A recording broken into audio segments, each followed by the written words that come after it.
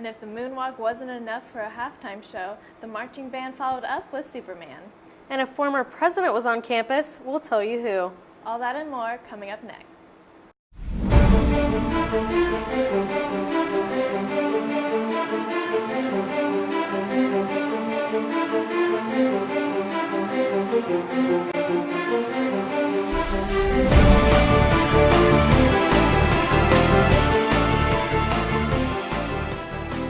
I'm Asia Gore. And I'm Alice Bacani. You're watching Buckeye News Now.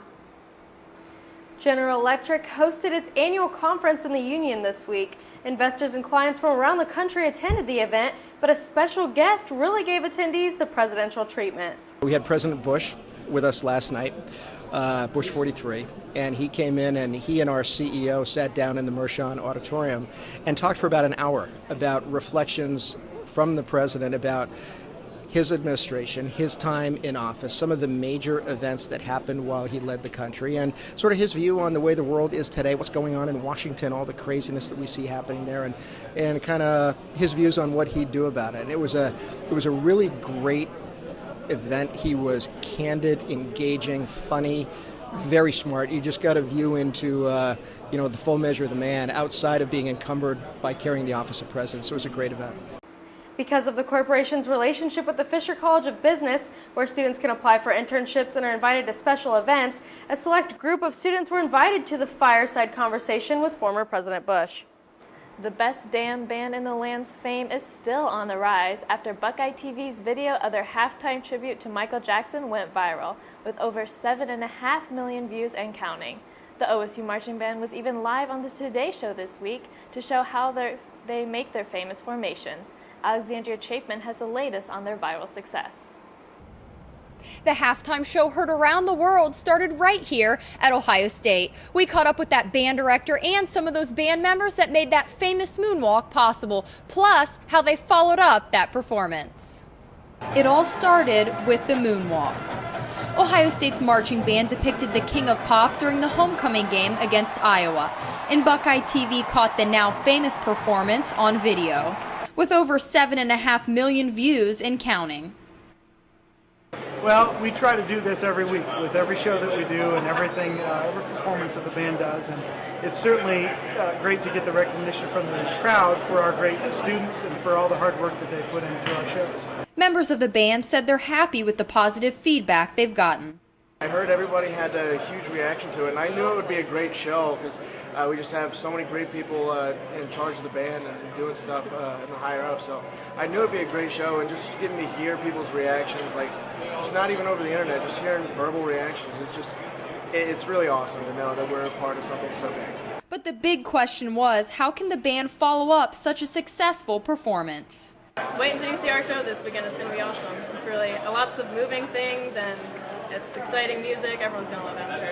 And everyone did love it.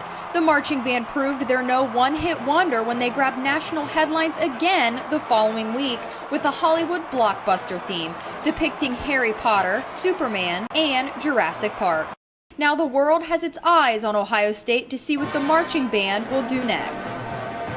Reporting for Buckeye TV, I'm Alexandria Chapin.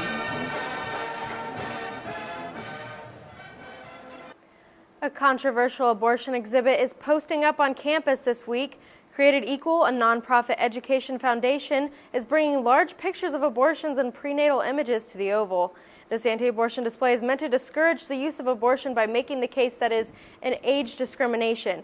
The photo exhibit is traveling to different high schools and colleges across the country to show and educate students about abortion. Well, we are basically here to show the injustice of what happens to 3,000 babies every single day in America. They are dismembered, decapitated, and disemboweled by abortion every day. Our bodies, our lives, our right to decide. Our bodies, our lives, our right to decide. A little bird told me that this organization called Create Equal was going to be on campus today, and that's something that really upset me. So I decided that I would counter-protest and try to have some dialogue with people and educate people about just the bias, anti-woman agenda these people have. Most girls don't like cheesy pickup lines, but one Columbus man's harassment of Ohio State women takes the noise to another level. A man that goes by the name Sean Larson runs a website called The Underground Player. He also posts videos to YouTube like the one called Trolling Girls on the Street. Larson was the subject of a Reddit thread where many OSU students reported being approached by him. Larson is not an OSU student, and while he claims he was banned from campus, according to our partners at The Lantern, the OSU police have said they are only aware of the situation. A conversation about Chinese foreign policy. Students were invited to the Mershon Center for a webcast lecture by Madeleine Albright, the United States 64th Secretary of State. As China rapidly develops, concerns arise about the direct impact on relations with China. Albright discussed these issues. Political party development. We may have our disagreements, but dialogues such as these are important channels to make our views clear and to confront our differences. For the first time, more Americans are in favor of legalizing marijuana. According to a new Gallup poll, 58% of Americans say that marijuana should be legal. And the support is even stronger in the young adult category, with 67% of people ages 18 to 29 in favor of marijuana legalization. Marijuana advocates have grown in the past year, with Washington and Colorado becoming the first states to legalize the recreational use of marijuana. It's not legal in Ohio, but a group called the Ohio Rights Group is advocating the Ohio Cannabis Rights Amendment, which would legalize marijuana for medical purposes if it was passed. I think it would be okay if it was legalized for medical reasons, because I am a neuroscience major and we are currently looking at the benefits of smoking weed, and it was shown through studies that if you do smoke like even one puff a day of weed, that the inflammation in the brain will go down, which will reduce migraines. So I suppose it would be okay if you use it for medical reasons such as that or other medical issues that you have, but I know that a lot of college students will do it either way. So, I mean, I'm not very shocked that people want to legalize it, but I think it's more beneficial if you use it for the right reasons. It doesn't really surprise me in many ways. It's just something that's grown a custom. I find it funny how people are supporting that, but at the same time they're hating on regular cigarettes. It's still smoking, which is bad for you no matter what. It doesn't really surprise me, because if you think about it, I think as long as people are making it a lifestyle, I think it's okay. I think less people get harmed when people are high opposed to being drunk. I mean, you hear less stories about stoners getting in car crashes and killing people opposed to drunk people, and it's just kind of like, I think if they legalize weed, it could help stimulate the economy, because people would buy it, and I don't think it would really be that detrimental to society. It's not like everyone's against it anymore. People are like avid users and can't really see anything wrong with that. It's not like it's the worst thing that's out there. When we come back, a game day bus hopes to put the brakes on the competition. Plus, we've got an acceptance letter from Hogwarts. We'll take you inside. Stick around.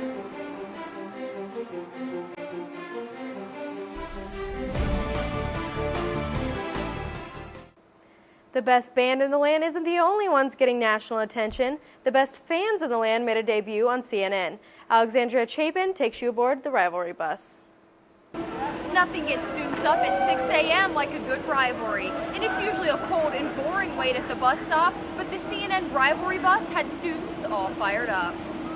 Robin Meade hosted CNN and HLN TV's Rivalry Bus Express that made a pit stop on Ohio State's campus. Students filled the Ohio Union with Buckeye spirit at the crack of dawn. I mean, we really are the best fans in the land. It's like we're up at 5 in the morning, 5:30 in the morning. I woke up at 4:30 this morning, came out to represent Ohio State to the whole nation. And the marching band was there to get fans game day ready.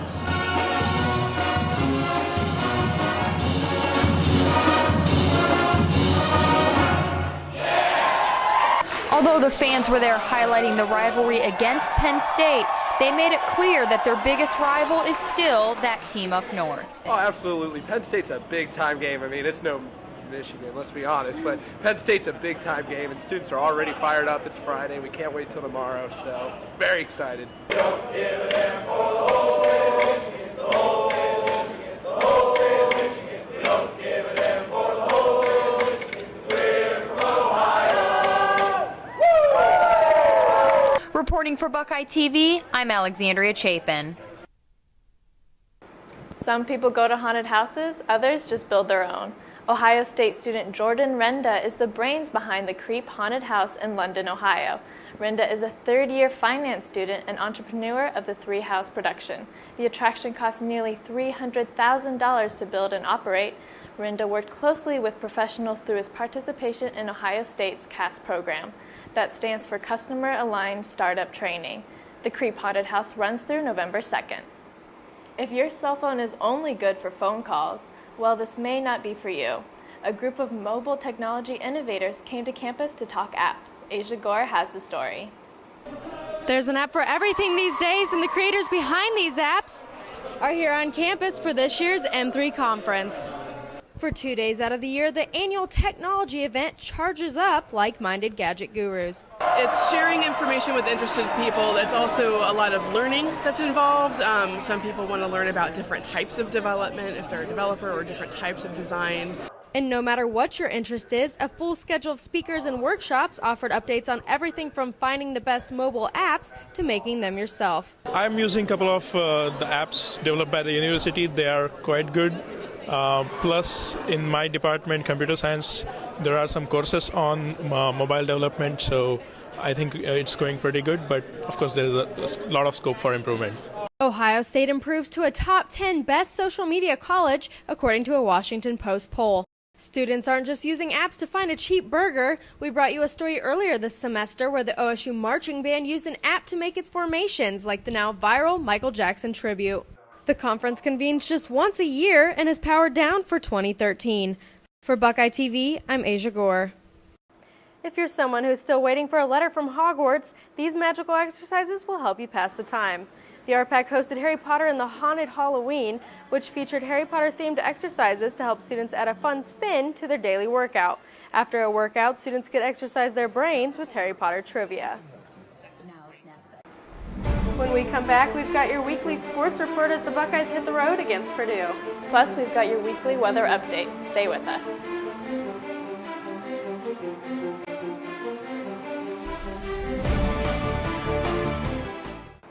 We're joined by our sports reporter Jordan Elwood for your weekly sports update. Thanks for joining us, Jordan. Thanks for having me this week, guys.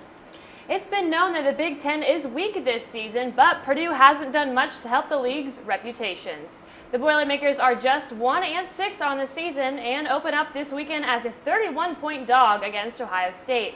Purdue has always played the Buckeyes tough in the past. Last season's near upset still on the team's mind.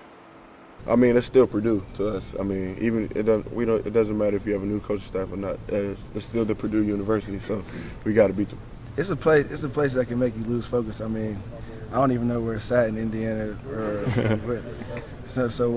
But Coach Meyer and Coach Mick, they was talking about it. No matter where we go, I mean, we got to keep our goals in mind. So we're going to go in there, focus, and try to handle our business. They changed. They were all 4-3 defense about 3 weeks ago before the Nebraska game changed completely. They're now 3-4, so it means they're just going through some personnel issues and scheme issues. Very big up front, but like I said, we're just still trying to figure out what we're going to see Saturday because it's completely different from the first half of the season till now.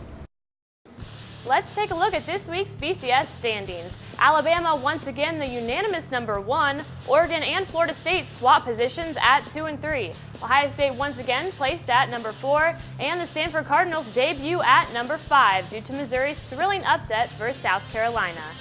In his second season, Ohio State is 20-0 under Coach Urban Meyer, and it's his third 20-0 win streak in Coach Urban Meyer's coaching career. No doubt Urban has built a winning tradition quick here at Ohio State, but does that mean Urban Meyer even thinks for a second when the first loss will come? That word, that L word, is not a good word for anyone. And so the one thing is we coach very hard, and Lou Holt said it best: you coach hard when you win. When you lose, it's very fragile. And we were coaching you come out to practice and you'd be like, my gosh, you'd act like the offense is the worst in the country. And especially on Tuesdays. They're bloody Tuesdays around here for a reason. And I think that's as long as we're still coaching that way, and we will, they're very hungry. There was some confusion before the Buckeyes took on Penn State over the weekend, but it didn't have to do with football. Alexandria Chapin brings you the fan perspective straight from the sidelines. At Ohio Stadium, you can see splashes of pink among all that scarlet as the team plans to pink out Penn State tonight to raise awareness for breast cancer. Before fans could pink out Penn State, there was some color confusion when the athletic department asked fans to scarlet out the shoe. I went to the Block O student section to find out if they were trying to scarlet out the shoe or pink out Penn State. It's really confusing, but what it comes down to is it is a scarlet out. It is a scarlet out, but with pink accessories. We confirmed this with Shelby Meyer, so we think she's the boss. She says scarlet out with pink accessories, so a little bit of both, and that's what we're doing here. Although it was officially a scarlet out, some fans went all out to show their support for Breast Cancer Awareness Month. Yeah, I got the email saying it's a scarlet out, so I even had people asking us, like, hey, are you still painting pink and stuff? So there was a little bit of confusion, but we still stuck with the pink, and obviously we have the pink hats and the pink towels, so we still stuck with the pink, but it worked out well, I think. Even some of the most famous Buckeye fans were sporting some pink. And the football players weren't shy about showing their support either. They paired their pink socks and gloves with the same chrome helmets they wore during the last primetime game against Wisconsin. Pink accents could be seen throughout the shoe as well as a sea of scarlet. The marching band followed up their famous Michael Jackson tribute with the Hollywood blockbuster theme, complete with depictions from Harry Potter, Superman, and Jurassic Park. The Buckeyes defeated Penn State 63-14, extending their winning streak to 20 games. Reporting for Buckeye TV, I'm Alexandria Chapin. Sticking with last week's game, the Buckeye offense rushed for a whopping 408 yards versus the Nittany Lions, which happened to be the first time any OSU offense ran for that much since 1989. Carlos Hyde and Braxton Miller both had huge games on the ground versus Penn State, but according to Coach Urban Meyer, all the credit goes to the Buckeyes' offensive line. I'd take this offense line over any offense line that I've seen. These guys are tremendous players, and their work ethic and alignment and cohesiveness is arguably one of the best I've ever been around. You know, it started with those guys. They was having success on their block, so you know it was just making it easy for me and the other guys. They came in and carried the ball also, so everybody had a pretty good average on the carry. Now let's take a look at our weekly weather forecast. On Friday, we have some partly cloudy skies with temperatures in the low 60s and a rainy day on Saturday with slight drop into the mid-50s. But the sun will be back out Sunday with temperatures in the low 50s. On Monday, starting off the week, we've got cloudy skies with temperatures in the mid-50s. That's all we have for today. Be sure to tune in next week for the latest in campus news. Like us on Facebook and follow us on Twitter. Thanks for joining us.